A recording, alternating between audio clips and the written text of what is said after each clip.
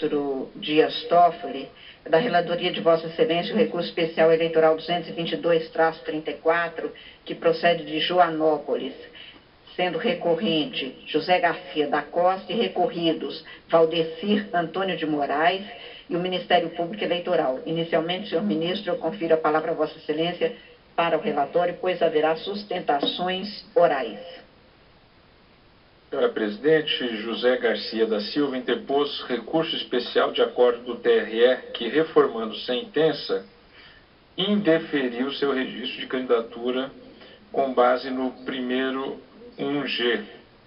O recorrente apontou violação ao dispositivo legal e artigo 5º, 57 da Constituição, além de divergência jurisprudencial. Alegou que exerceu o cargo de prefeito do município de Joanópolis no período de 2005 e 2008, sendo que as contas do ano 2006 foram ilegitimamente rejeitadas pela Câmara Municipal, pois não se verifica qualquer ato de irregularidade insanável que configure ato doloso de improbidade administrativa. A legislação federal em comento não comporta interpretação extensiva.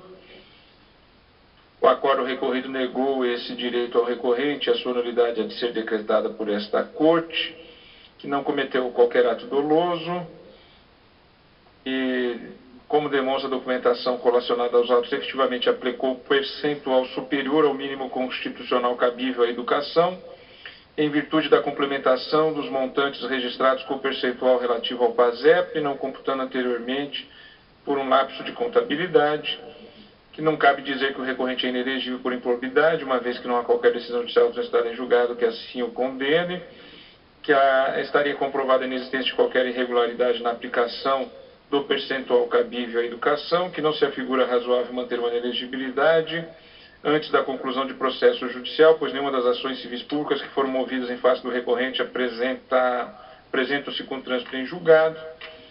Para se transformar em ato improbo, o ato ilegal deve ser precedido de má-fé e de dolo, que as irregularidades no transporte de aluno e possível repasse da verba ao terceiro setor com ajustamento da AUCIP, Associação Terceira Via, e a falta de recolhimento do INSS dos contratos de serviços de terceiros, bem como o possível pagamento indevido da Lei de Transporte 21, foram devidamente analisados e afastados pelo Tribunal de Contas do Estado de São Paulo, após minuciosa análise, que o parecer do Tribunal de Contas do Estado de São Paulo para a rejeição das contas do exercício 2006, referendado pela Câmara Municipal, somente mencionou a possível irregularidade na aplicação do percentual cabível à educação, não havendo assim qualquer motivo para tratar novamente sobre o referido assunto. Contra as razões apresentadas por Valdecir Antônio de Moraes e pelo Ministério Público, opinou a PGE pelo não conhecimento do recurso e, caso conhecido, pelo seu desprovimento. Em 5 de outubro de 2012, dei provimento monocraticamente ao recurso especial com base no 36, parágrafo 7 do regimento interno do TCE para deferir o pedido de registro do recorrente.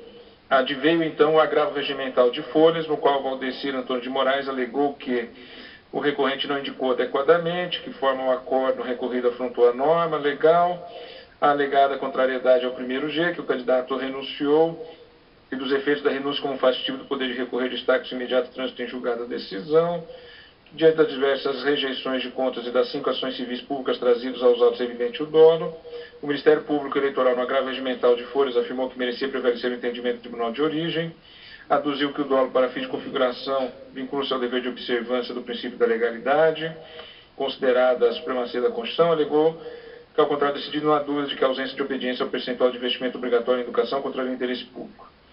Em 21 de novembro de 2012, reconsiderei a decisão de folhas com base no 36, parágrafo 9º, para determinar a inclusão do recurso especial em pauta. Ou seja, eu recebi o agravo regimental apenas para, diante dos julgados que houve ao longo do tempo sobre essa matéria do percentual da educação, acolher para trazer a decisão ao colegiado, facultando assim também as partes a sustentação oral. É o relatório. Agradeço a Vossa Excelência, convido o Dr. Carlos Bartini. Ministros, senhor advogado que falou da tribuna, senhores advogados, servidores. Inicialmente, eu queria deixar claro que quaisquer alegações referentes a equívocos da Corte de Contas são absolutamente estranhas ao presente processo, porque não cabe à Justiça Eleitoral analisar o acerto ou não das decisões do Tribunal de Contas. O que aconteceu no presente caso? O recorrente José Garcia da Costa exerceu o cargo de prefeito de Joanópolis e teve suas contas de governo relativas ao exercício de 2006, quando exercia o cargo de prefeito, rejeitadas pela Câmara de Vereadores, através do decreto de número 65 de 2009, datado de 12 de agosto de 2009, que acompanhou a orientação já dada pela Corte de Contas em relação a essa rejeição. As contas foram rejeitadas por diversos motivos, mas especialmente pelo não atendimento ao percentual mínimo destinado à educação, previsto no artigo 212 da Constituição Federal. O que diz o artigo 212 da Constituição? Ele diz que, no caso dos municípios, eles aplicarão 25% no mínimo, da receita resultante dos impostos na manutenção e desenvolvimento do ensino. Então, 25% no mínimo não é 24,49, nem 24,60, ou 24,70, ou 24,90. 25% no mínimo é 25% ou mais do que 25%. Isso está muito claro no artigo 212, e o artigo 212, nessa parte, não sofreu nenhuma modificação. Ele estava aí exatamente com essa redação quando ocorreu o fato que deu ensejo à rejeição, à desaprovação das contas pela Câmara dos Vereadores. Mas, além disso, ele também praticou outras irregularidades que foram bem abordadas pelo acórdão recorrido, que diz: ainda outras irregularidades foram apontadas, como a má aplicação de numerário público, infringindo o princípio da economicidade e da eficiência, quanto ao termo de parceria com repasse de verbas ao terceiro setor, com ajustamento da OCIP, Associação Terceira Via, falta de recolhimento de INSS dos contratos e serviços de terceiro, pagamento indevido da linha de transporte número 21, que não operou nos meses de agosto a junho, entre outras irregularidades. E o Tribunal de Contas, ele foi muito feliz, porque ele disse, se não fosse o Tribunal de Contas, perdão, o Tribunal Regional Eleitoral de São Paulo foi muito feliz, porque ele disse, não fosse essa uma das obrigações maiores que tem o poder público para com os cidadãos, a lei é clara e é absoluta quando impõe o percentual obrigatório para aplicação em educação, percentual esse que é mínimo. E é tão grave essa situação que a Constituição Federal prevê no artigo 35 como hipótese de intervenção do Estado nos municípios a não aplicação do mínimo exigido da Receita Municipal na manutenção e desenvolvimento do ensino e nas ações e serviços públicos de saúde.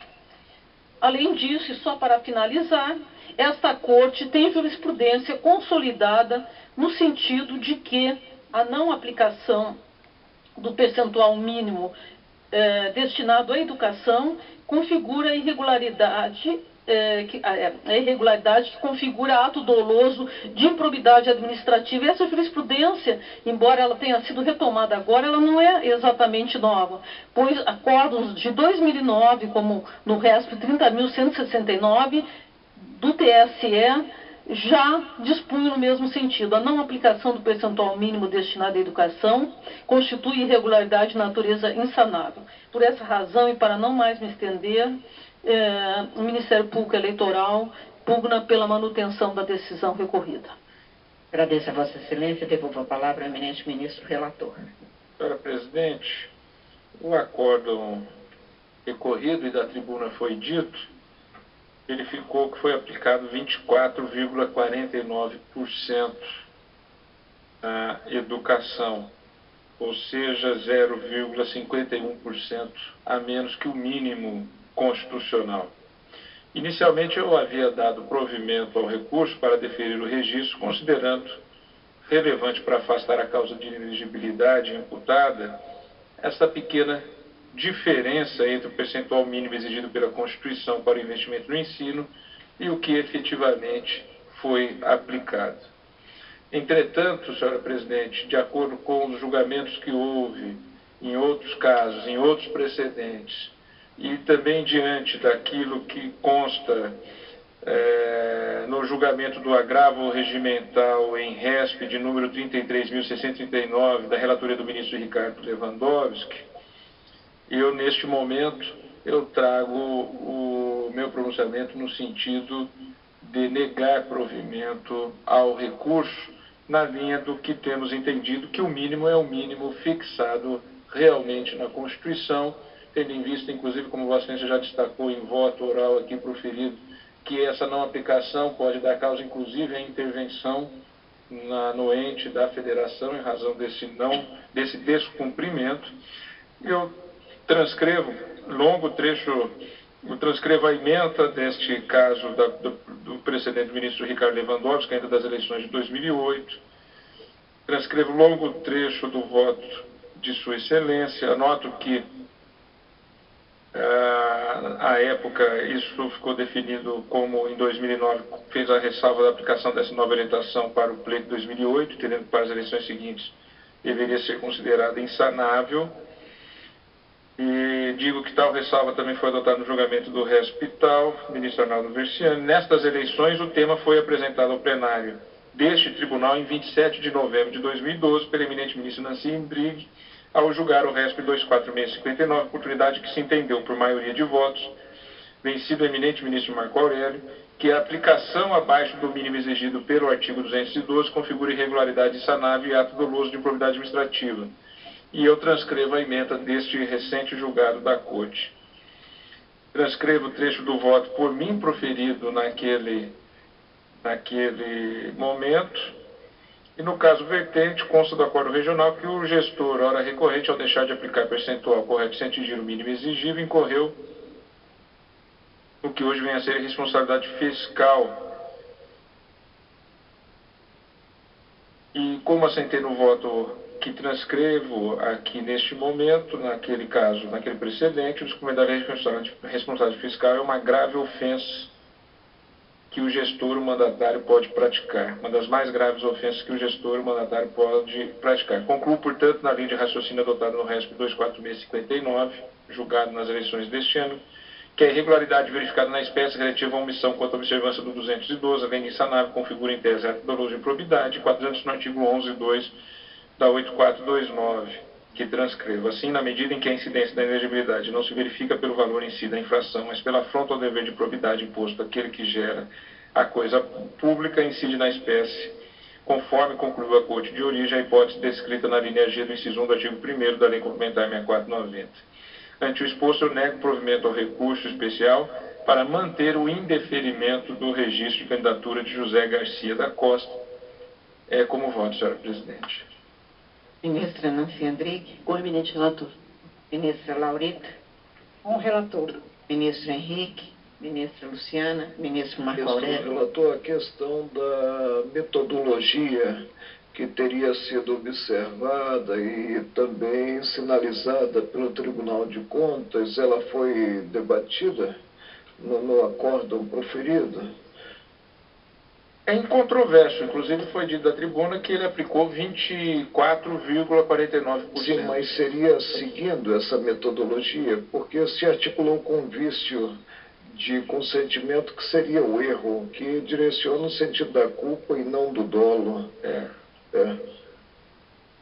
Aí, esse dado para mim seria muito importante. De qualquer forma, presidente, se levarmos às últimas consequências o princípio da legalidade, o desrespeito ao princípio da legalidade, como a configurar, por isso eu peço vênia à questão que foi veiculada da tribuna pelo advogado, alusivo ao fato de se haver observado uma metodologia de cálculo sinalizada pelo Tribunal de Contas para empunhar a bandeira inicialmente empunhada pelo relator, no que no campo individual proveu o recurso especial, mas veio a reformular, né, esse ato, tendo em conta pronunciamentos anteriores do tribunal, nos quais fiquei vencido.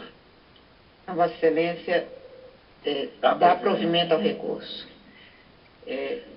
Eu peço vênia ao ministro Marco Aurélio para acompanhar o relator pelas razões que já expus em outros votos e proclamo o resultado, recurso ao qual se nega provimento nos termos do voto do relator, vencido o ministro Marco Aurélio.